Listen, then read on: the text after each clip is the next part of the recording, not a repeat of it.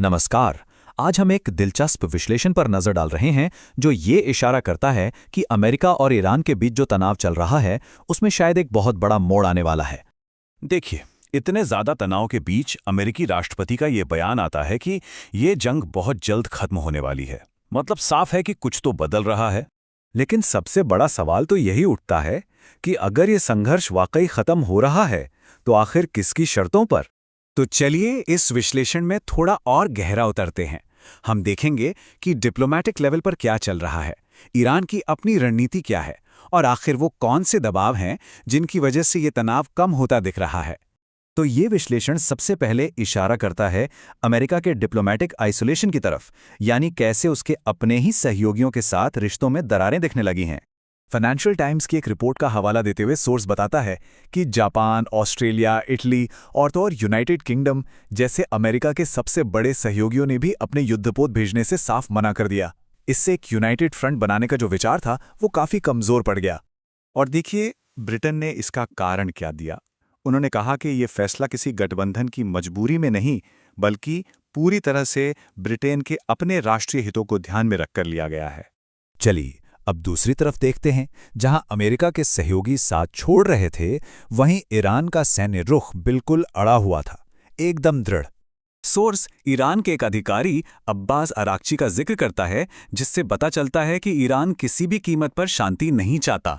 उसका मकसद है जंग का एक ऐसा रणनीतिक अंत जिसके बाद दुश्मन फिर से सिर उठाने की हिम्मत न कर सके। अब ये जो नंबर स्क्रीन पर है, ये अपने आप में एक बहुत बड़ी स्ट्रेटेजिक धमकी है। सोर्स के मुताबिक सिर्फ 7 मिनट, जी हां, बस 7 मिनट लगते हैं ईरान की सेजिल मिसाइल को नतंजन से निकलकर तेल अवीव तक पहुंचने में। यह विश्लेषण इस बात पर भी जोर देता है कि ईरान के हमले बहुत टारगेटेड हैं। वो आम आबादी पर मिसाइलें बर्बाद नहीं कर रहा, बल्कि सीधे सीधे मिलिट्री के ठिकानों को निशाना बना रहा है। मिसाइल इंटरसेप्टर्स को जो नुकसान हुआ है वो इसी सोची समझी सैन्य रणनीति का सबूत है। अब कहानी मिलिट्री स्ट्रैटेजी से हटकर एक वैचारिक यानी आइडियोलॉजिकल मोर्चे की तरफ मुड़ती है, जिसका निशाना पूरी मुस्लिम दुनिया है। सोर्स ईरानी नेता अली लारेजानी के शुरुआती 3 पॉइंट्स को सामने रखता है। इसमें वो सीधे सीधे दूसरे मुस्लिम देशों से सवाल कर रहे हैं कि उन्होंने एकजुटता क्यों नहीं दिखाई, और तो और ये भी पूछ रहे हैं कि क्या वो पैगंबर के संदेश को नजरअंदाज कर रहे हैं। और ये देखिए, यहाँ तर्क का दूसरा हिस्सा सामने आता है। लारिजानी ईरान को एक ऐसे रक्षक के तौर पर पेश कर रहे हैं जो विदेशी ताकतों से इस पूरे क्षेत्र के हितों की रक्षा कर रहा है और साथ ही पूरी इस्लामी दुनिया से एक होने की अपील भी कर रहा है। तो अब ईरान की इस वैचारिक चुनौती के सामने एक और प्रस्ताव रखा जाता है जो क्षेत्रीय सुरक्षा का एक बिल्कुल अलग ही नजरिया पेश करता है। तो सोर्स यहां क्या करता है, वो कतर के पूर्व प्रधानमंत्री के एक इस्लामिक नाटो वाले प्रस्ताव को लारिजानी की नसीहत के साथ रखकर दिखाता है और फिर ये सवाल खड़ा करता है कि क्या ये नया गठबंधन सच में एकता के लिए है या फिर ईरान को घेरने के लिए एक और बंटवारे की साजिश है। तो अब हम आते हैं सबसे अहम सवाल पर कि आखिर ये सारे फैक्टर्स, डिप्लोमैटिक, मिलिट्री और आइडियोलॉजिकल, ये सब मिलकर अमेरिका को पीछे हटने पर मजबूर कैसे कर रहे हैं।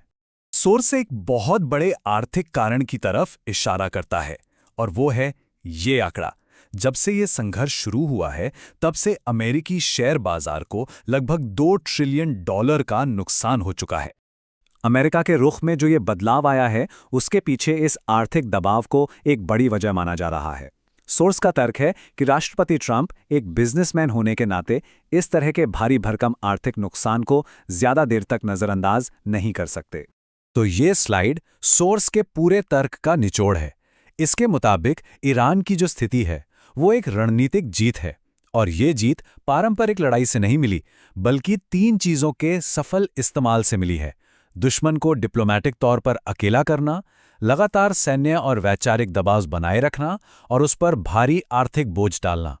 और इसी के साथ हम इस विश्लेषण के अंत में इस सवाल पर आकर रुकते हैं। एक पक्ष तो पीछे हट रहा है, पर क्या ये जंग का अंत है या फिर इस क्षेत्र में एक नए समीकरण की शुरुआत?